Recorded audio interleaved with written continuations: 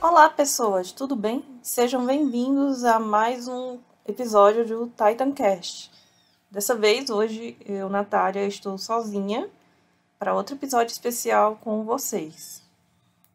No review que nós fizemos do capítulo 136 desse mês, nós prometemos um episódio especial do podcast falando sobre a tropa de exploração, sobre os valores e sobre algum dos personagens marcantes até agora.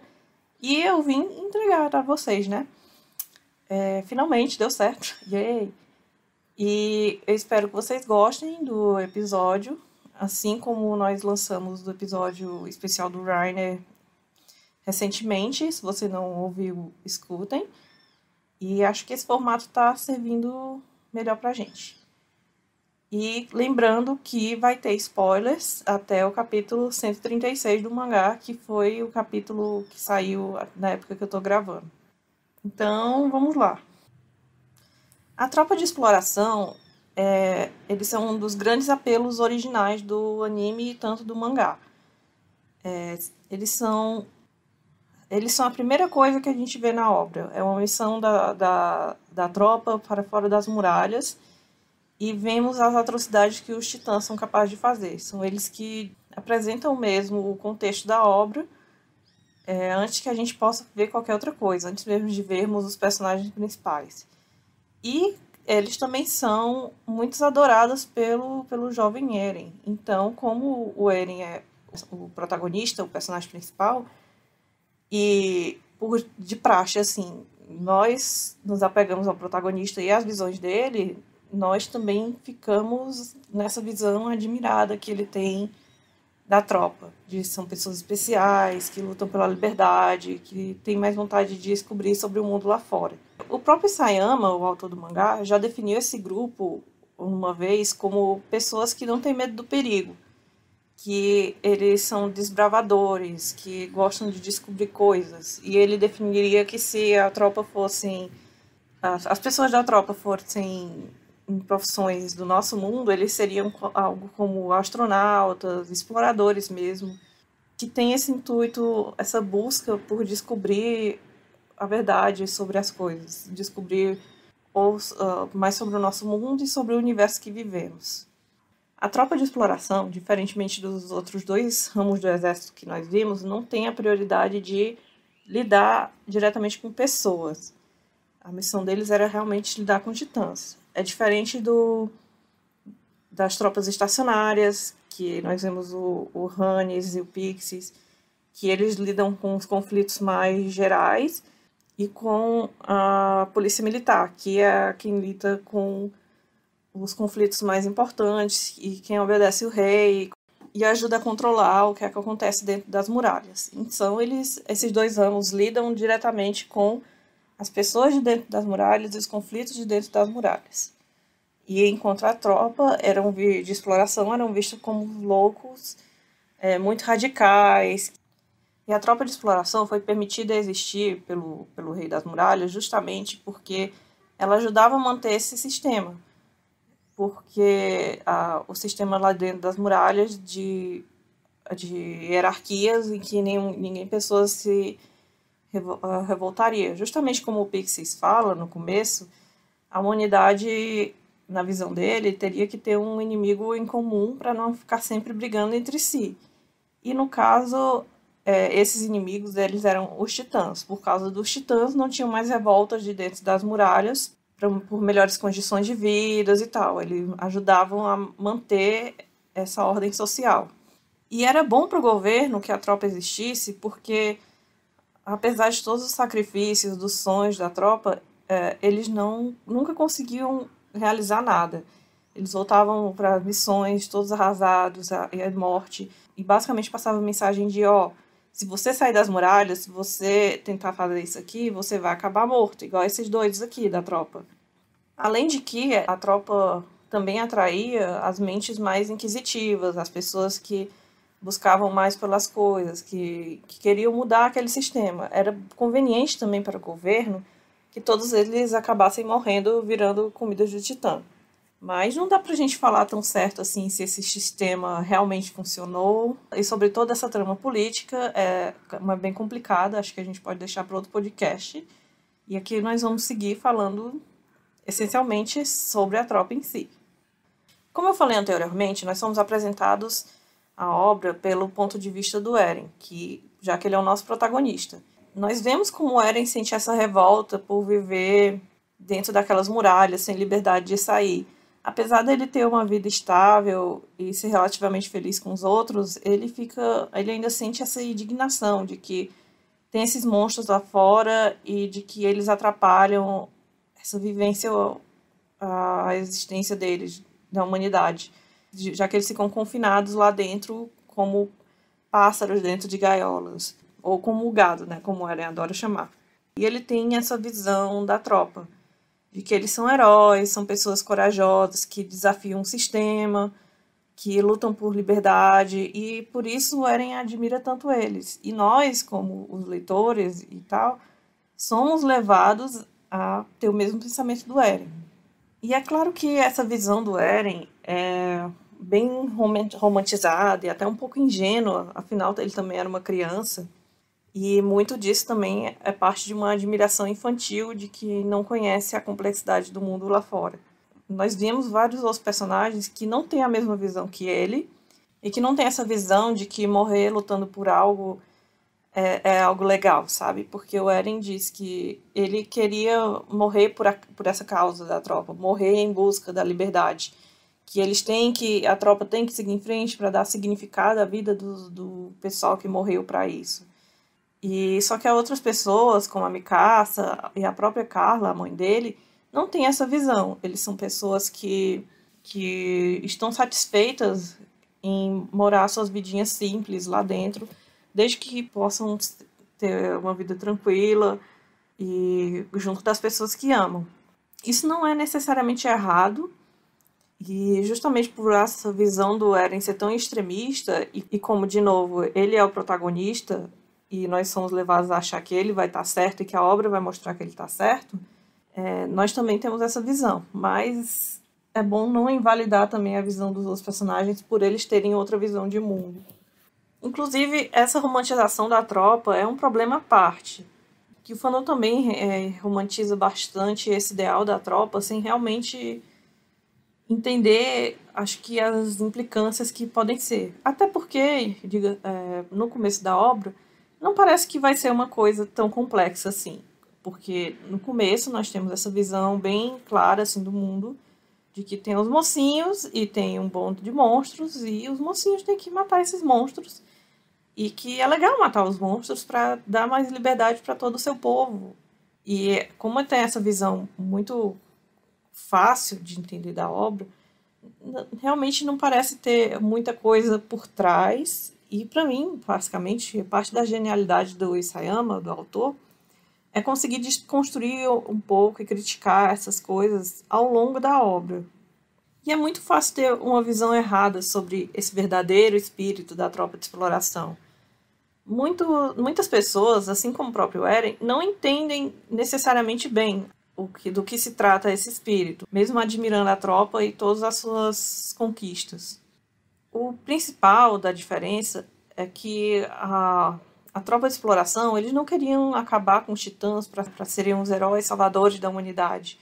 Eles queriam acabar com os titãs principalmente por conta da sua curiosidade de ver o mundo lá fora, de conhecer e explorar o que é que estava lá fora. É por isso que o papel de comandante da tropa não precisa ser ocupado necessariamente por uma pessoa que seja um bom líder por si só, mas sim que essa pessoa ideal para o papel de comandante é uma pessoa que tenha uma mente inquisitiva, que vai conseguir carregar esses ideais da tropa. E é por isso que o Armin é um bom candidato ao papel de comandante, mesmo que muita gente tenha ficado revoltada pensando que devia ser o Jean, porque o Jean claramente é um líder melhor. Apesar do Jean realmente ser um bom líder e ser um líder melhor do que isso, o papel do comandante da tropa é mais do que ser um bom líder, é sobre manter esse espírito aceso, de curiosidade, de buscar novas coisas, de buscar mais felicidade para todo mundo, e assim. Inclusive, quando o Irving, quando ele disse que Range seria o próximo comandante, ele não estava pensando necessariamente que Range era um líder melhor de todas as opções que ele tinha. Porque Range sempre foi também mais o papel de, assim, mais de cientista maluco e tal. Não era exatamente uma pessoa que você iria pensar como genial de liderança militar, coisas assim. E falando um pouco antes, nos flashbacks do Shades, que era o comandante que estava lá antes do Irving, nós vimos que quando ele comandava a tropa, claramente o Shades não era o melhor líder para aquela tropa. O Shades tinha muito essa necessidade que eu falei de ser visto como um herói, de que ele estava lá na tropa principalmente para ganhar reconhecimento próprio, para mostrar que ele era melhor do que os outros, porque ele não se conformava com aquele mundinho lá de ficar preso numa gaiola e ele queria explorar o mundo lá fora. E ele tinha esse complexo de que ele se achava melhor do que os outros por querer isso. Quando ele conversa com o Grisha, pouco depois de o conhecer, o Grisha elogia ele. O Grisha fala que a existência da tropa é a prova da liberdade e da criatividade do espírito humano. Que a tropa de exploração, na verdade, é o orgulho da humanidade. E que, portanto, ela deve ser formada apenas por pessoas especiais. E isso influi ainda mais o ego do Shades, porque ele realmente queria se sentir assim, superior aos outros. Assim como no começo da obra, o Eren falava lá que as outras pessoas eram só gado, que se conformavam com aquelas vidinhas simples e medíocres. Quando o Shades é confrontado pela Carla, que é a mãe do Eren, pelo fato de ainda estar na tropa, o Shades mostra toda a sua insegurança e a de superioridade para cima dela, falando que só pessoas especiais são capazes de mudar algo e que pessoas comuns não entenderiam essa mentalidade dele, sempre mostrando a de superioridade. Mais tarde, o Shades é obrigado a reconhecer de que essas pessoas especiais que o Grisha tanto falava, elas realmente existem, só que ele não era uma delas. O que ele falhava em perceber é que as pessoas, o restante das pessoas da tropa, que conseguiam representar realmente esse espírito, eles não agiam por si só pelos seus egos, por se acharem melhor do que os outros. Eles faziam porque compartilhavam o sonho de um futuro melhor para todo mundo. E é depois que o Shades reconhece isso, que ele reconhece que é incompetente para o cargo e deixa esse papel para o Irving. As pessoas da tropa, como o próprio Levi fala no capítulo 136, tinham um sonho quase inocente e idealizado. E essa é a maior diferença que vemos da tropa antiga, até a morte do Irving, para a tropa atual, que é representado pela invasão dos jagueristas, que é esse sonho por essa utopia. Os novos membros da tropa, liderados pelo Floch, que mais tarde se tornam os jagueristas, como eu citei, deixam claro como pode haver a distorção de todos esses ideais. A tropa que antes tinha uma visão utópica de que pessoas poderiam ser felizes livres dos titãs em um mundo dos sonhos, agora se vê seus lemas e suas ideias sendo usadas para matar e dizimar vários povos e culturas. Eles que sonhavam com conhecimento agora estão vivendo a sua luta se tornar em destruição. Nenhum dos membros antigos apoiaria o que está acontecendo agora, e isso foi reforçado bastante ao longo desse arco final. Durante o arco político, nós vemos a tropa tendo que lutar contra outros humanos pela primeira vez. Os conflitos morais, que antes eram mais fáceis de entender numa luta binária de humanidade versus titãs, de bem contra o mal, se torna mais complexo agora que os inimigos são outros humanos. E Range, Levi e Irving têm um destaque maior nos conflitos políticos desse arco. A nossa tendência é sempre acharmos que os protagonistas são os mocinhos, e que, portanto, tudo o que eles estão fazendo é justificado e vai trazer o melhor para o seu povo. Mas as coisas não são assim tão fáceis, e o próprio Sayama gosta muito de brincar com essas ideias. Um dos exemplos principais é o Stannis, que ele era da polícia militar, trabalhava para o governo, e que, após a Range e Levi torturarem ele por informações, ele confronta a Range de que ele também fazia aquilo porque ele achava que ele estava fazendo o que era certo para o povo dele, e que agora era o papel da Range fazer isso.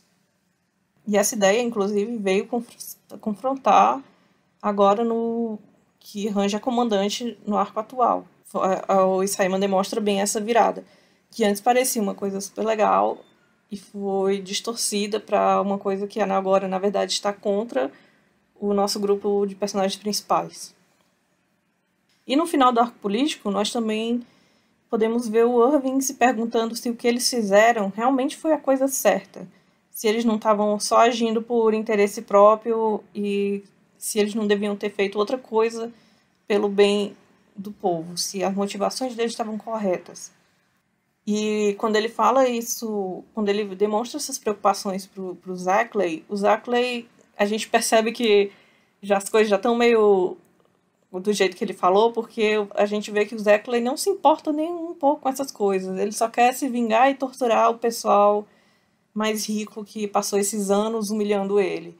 Então, a gente já vê que a primeira dica de que esse golpe que eles fizeram, essa revolução que eles fizeram, já colocou essa outra pessoa questionável assim, no poder. Que não é necessariamente o que eles fizeram vai realmente trazer a paz e melhoria assim, para a ilha. Não dizendo que eles não tinham que fazer nada e que estava tudo bem antes, tá, gente? Mas sempre para ter a mentalidade de que todas as suas ações também têm consequências e que essas consequências nem sempre podem ser o que você espera, mesmo que você tenha a melhor das intenções. Mais tarde, né, nesse arco atual, nós vemos as consequências que essas ações trouxeram. Que em meio ao caos, agora a própria tropa sofria uma espécie de golpe, lembrando um pouco o que eles mesmos fizeram no arco político. A falta de um líder para guiar e o pensamento equivocado dos membros novos da tropa proporcionaram que um novo movimento autoritário começasse, de pessoas que idolatram o Eren como se fosse seu novo líder, e eles são comandados pelo Floch. Eles usam os símbolos e hinos da tropa de uma forma completamente distorcida, indo contra tudo que a antiga tropa lutou. Uma luta que antes era pela verdade e por liberdade para todos, agora se tornou um banho de sangue para a sobrevivência de poucos. Nós vemos eles matarem o Zackley enquanto clamam que para as pessoas oferecerem seus corações. Nós vemos eles matarem uma imensidão de pessoas e justificarem dizendo que aquelas baixas eram necessárias para o progresso que eles alcançam. E justamente essas pessoas não entendiam realmente o porquê da tropa ter sido criada. Até porque o mundo antes de Shiganshina, que foi onde morreu 95% da tropa e só ficou aqueles poucos membros que nós vimos, e que depois disso teve uma reforma na tropa porque muitas outras pessoas entraram. O mundo de antes não era o mundo de depois. Os titãs no mundo de depois não eram mais um problema. O mundo lá fora não era mais tanto um mistério. Os motivos das pessoas se aliciarem na tropa se tornaram diferentes e equivocados. Outro arco de personagem que também faz alegoria a isso é o próprio arco da Aloys e da Mikasa. Porque a gente pela situação entre as duas, a gente é capaz de ver de como a Aloys tem uma visão da Mikasa que, apesar de parecer ser uma visão fiel ao original, na verdade é bem equivocada. E o Isayama faz essas várias pequenas tramas para a gente entender como essas coisas estão equivocadas. E agora parte do fandom chega a afirmar que o Irving, por exemplo, concordaria com o que está acontecendo, mesmo que tenha tantas falas do Levi e Range provando o contrário, que ele não concordaria. Isso se acontece também principalmente pela falta de compreensão que o pessoal tem do Irving, que eles acham que ele é um personagem egoísta e sem escrúpulos, que ele não tem medo de fazer o necessário para cumprir seus objetivos, sejam quais forem os seus objetivos, e que ele não tem medo de matar pessoas. Só que o Irving, ele não é assim. Por mais que depois a gente também descubra que ele também tinha um próprio objetivo egoísta, esse objetivo dele era um sonho de infância também ingênuo, do qual o Irving também foi capaz de abrir mão no fim, quando ele foi confrontado entre ter que escolher entre seu sonho e ter que escolher em lutar pela humanidade. O Irving nunca fugiu do seu papel como líder e ele lutou por muito tempo pelo bem de todos, sendo um dos comandantes de maiores destaques na tropa e uma figura muito importante tão importante que continua relevante para a obra mesmo depois de tantos anos depois de sua morte.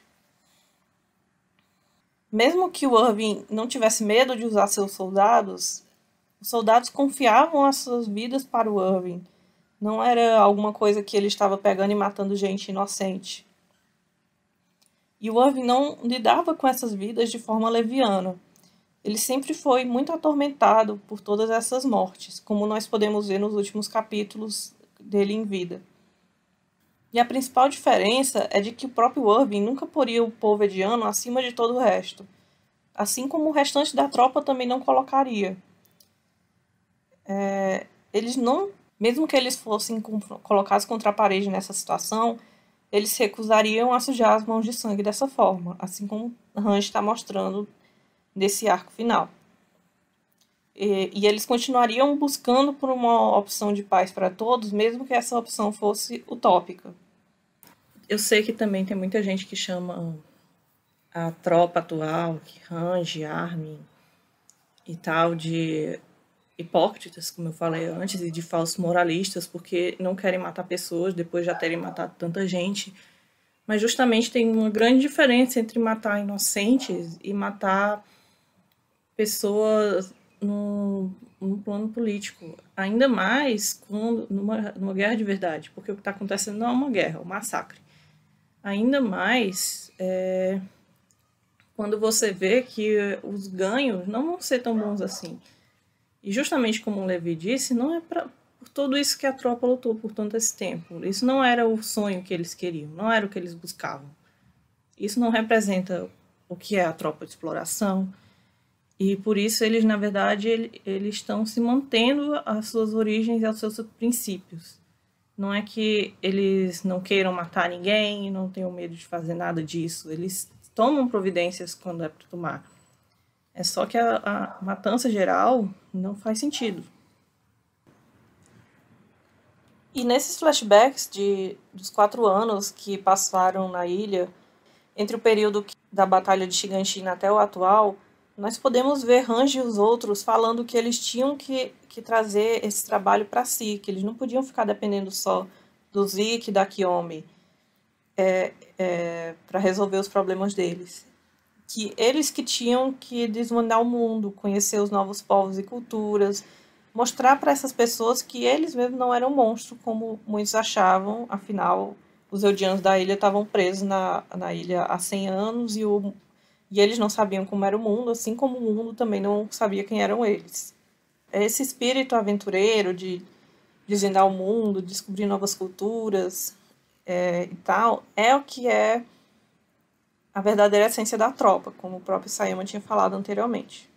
E muitos fãs reclamam disso, principalmente de Range, acham tudo isso idealista demais, inocente demais, falam que eles são fracos, hipócritas, que eles não se importam com o próprio povo. E esses fãs não entendem essa motivação da tropa e esse complexo do mundo, e eles querem salvar o sangue. E é por isso que eles têm esses argumentos contra o pessoal da tropa, de não gostar da tropa porque acham que eles não são realistas. E a tropa nunca lutou por um mundo só para eles. Eles não faziam isso por se acharem melhor do que os outros, como eu disse. Eles sacrificavam justamente na esperança de que todo mundo pudesse ter essa vida calma, que não precisasse se sacrificar como eles. E eles sacrificavam também, eles ofereciam as suas vidas para isso, dedicavam seus corações, na esperança de que outras pessoas iriam vir e continuar o seu trabalho. O papel deles é sempre buscar essa utopia, se esforçarem para conseguir construir esse mundo melhor, e mesmo que isso nunca venha a acontecer, eles têm que continuar tentando, essa é a obrigação deles. A Range, inclusive, fala isso para o Flock no capítulo 132, que eles não podem desistir de tentar. Isso pode não funcionar hoje, não funcionar amanhã, mas um dia, quem sabe, eles consigam. E é por isso que eles não podem tentar parar de buscar essa utopia de um mundo melhor. E agora o Levi, como o último sobrevivente da antiga tropa, não pode deixar de se perguntar se tudo que eles fizeram foi em vão, se todos os amigos dele morreram a troco de nada, já que tudo o que eles lutaram até ali, tudo que eles fizeram, meio que permitiu que o que esteja acontecendo agora aconteceu. Meio que permitiu que esse genocídio global que está acontecendo agora acontecesse. Pessoalmente, acho que os fãs podem reclamar da aliança quanto eles quiserem, mas essa aliança que se formou com a tropa e os guerreiros, atualmente no mangá, é a que representa esse verdadeiro espírito que a tropa representava no começo da obra. Essa esperança do mundo melhor, da liberdade para todo mundo. Ainda sobre essa fala do Levi, de como todos os amigos dele se sacrificaram para nada, eu pessoalmente também acho ruim pensar que o papel narrativo deles é só esse de papel do mentor que se sacrifica para a geração mais nova. Que é uma coisa bem comum de shonen também. Nós vemos um momento dramático que o mentor se sacrifica pelo bem do protagonista, e isso dá forças para ele lutar, e pipipi, popopó. E aqui no capítulo 136, quando o Levi fala isso, dá a ideia de que ele fica magoado. É quase como falar que a vida e os sonhos dos companheiros dele não importavam. Que tudo que eles lutavam não importava, porque foi desvirtuado do objetivo deles. Essa busca que eles tinham pela utopia não era um trabalho pontual, ele é um trabalho contínuo. Não é só eles sacrificando pelos mais jovens, são todos eles ativamente tentando mudar as coisas ao longo de várias gerações. Inclusive, esse discurso tem ainda mais peso se você levar em consideração tudo que o Isaíma fala envolvendo crianças na obra. Para honrar que as vidas e os sacrifícios de todos os seus companheiros até agora, eles não podem permitir que esse massacre continue. Não tem como pensar que esse massacre traria algo de bom ou que salvaria o povo da ilha, já que também temos vários reforços ao longo dos últimos capítulos falando que isso não vai acontecer. Pessoalmente, eu também acharia péssimo uma possível redenção do Eren depois de ele começar tudo isso, e que para pará-lo eles também tenham tido que sacrificar tanta gente. Eu não acho que o Levi em si vai sobreviver para o final do mangá, mas eu espero que o espírito da tropa seja passado para as próximas gerações. O Armin, no momento, é o personagem vivo com o maior potencial de fazer isso, e não foi à toa que ele foi escolhido comandante. Eu não acho que ele sozinho vai ser o herói que vai resolver tudo no fim, e que isso seria péssimo até para o próprio personagem, pela maneira que ele foi construído. Mas que essas ideias que ele compartilha e esse sonho que ele tem vão ser importantes agora nessa reta final. E eu também queria deixar o adendo de que não são só os personagens de Paradis que podem representar esses ideais da tropa, e que não é à toa que a Pieck está usando o uniforme da tropa há vários capítulos. Inclusive tendo destaque em algumas cenas com ele. E o fato de que a aliança está lutando por pessoas desconhecidas, já que eles pensam que a família de todo mundo já morreu e tudo mais, ou que eles estão condenando a ilha, no caso dos pessoal da ilha, reforça ainda mais o que eu estava comentando, de não lutar para ser um herói, lutar pelo bem de todos, principalmente de pessoas que você não conhece, não buscar só a melhoria para você. E eu sei que muita gente pode não concordar com isso, que realmente podem achar que é ingênuo, não é realista e tudo mais, que eu também não acho que a visão de mundo que eles têm, que tudo tem que ser resolvido na guerra e tudo é sofrimento e que não existe diplomacia, não existe espaço para diplomacia, nem para resoluções assim. Para mim também não é nada realista. E que o mundo não tem como funcionar dessa forma. E é por isso que existem diplomacias e soluções dessa forma.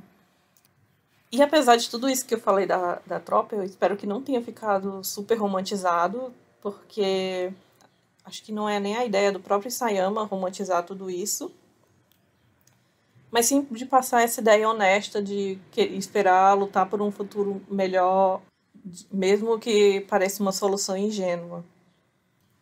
Vale lembrar que, como eu disse, vários dos símbolos foram ressignificados ao longo da obra e que isso é parte da genialidade da obra. E isso inclui as várias referências ao militarismo, que algumas pessoas já tinham críticas à obra, e que é comum ver a galera falando que ele incentiva muito, que a obra incentiva muito o poderio militar, que é aquele negócio de que a obra é fascista, que apoia o colonialismo e essas coisas, mas mas essas características, os hinos, essa ideia de sacrificar e tal, que, como vistas no começo, foram desconstruídas ao longo da obra, principalmente agora nesse arco final, como eu citei mais cedo. E fica só esse ideal inocente. Eu acho que um dos objetivos maiores do Isayama é sempre fazer a gente se questionar se realmente aquilo é o certo. Faltam poucos capítulos pro mangá acabar e eu gostei muito dessa mensagem que o Isayama quis passar pela tropa e agora representada também pela aliança. Espero que todo mundo tenha a mente aberta para ver o conflito da forma que ele é e entender o lado desses personagens e entender de onde vem isso. E talvez se questionar também se a visão que vocês tinham desses ideais da tropa realmente eram as visões que os próprios personagens tinham do que eles estavam fazendo. Ou se também ficou uma coisa meio equivocada, como o próprio Eren criança pensava. Espero que vocês tenham curtido o podcast e até a próxima com o nosso podcast de capítulo ou mais algum episódio especial. Não esqueçam de nos seguir no Twitter, se inscrever no nosso canal do YouTube e nos acompanhar aqui no Spotify. Obrigada por ter ouvido até aqui e até a próxima. Até. Tchau.